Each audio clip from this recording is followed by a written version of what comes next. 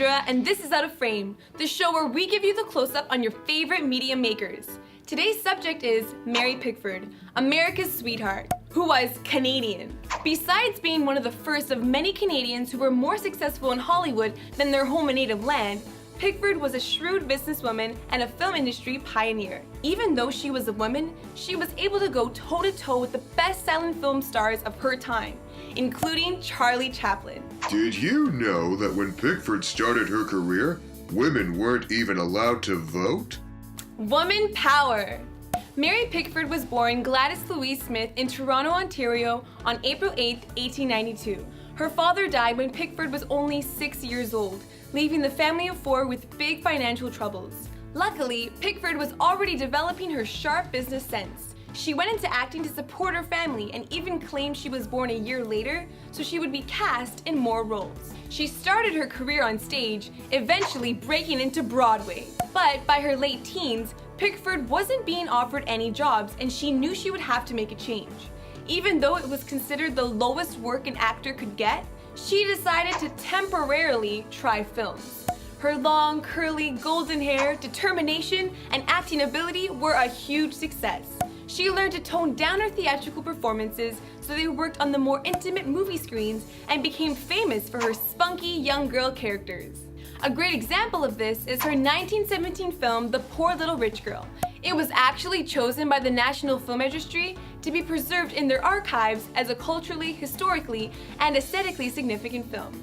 Like the title suggests, it's about a rich girl who is ignored by her parents and cared for by abusive servants. It's a comedy. With some pretty dramatic elements as well. I mean, Pickford's character almost dies from a medicine overdose. Alright, it's a comedy drama. By the way, did you know that Pickford was 24 when she filmed this movie? But her character's supposed to be 11 years old. Well, besides the fact that Pickford's short to begin with, the director used large sets and tall actors to help the illusion. Movie magic. Yes, but don't forget that if Pickford wasn't such a good actress, all the movie magic in the world wouldn't save it. But Pickford isn't just known for being an actress. She developed a reputation of always pushing for more money and more creative control. She hopped from studio to studio, successfully negotiating larger and larger salaries. The pinnacle of this was the founding of United Artists in 1919.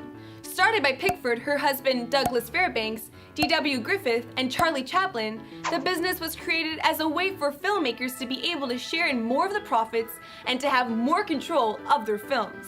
At its height, it was one of the biggest independent production studios in Hollywood. And, oh yeah, when Pickford started the company, she was only 27.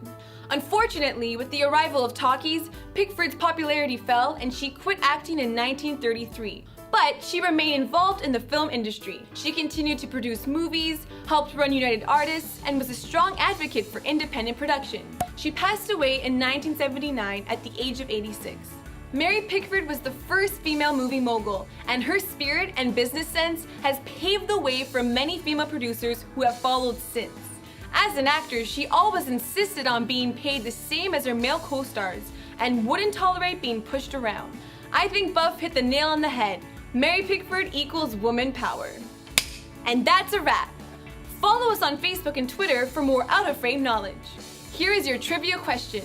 Mary Pickford helped found an organization whose award ceremony is considered one of the most prestigious in the entertainment industry. What is the name of this organization?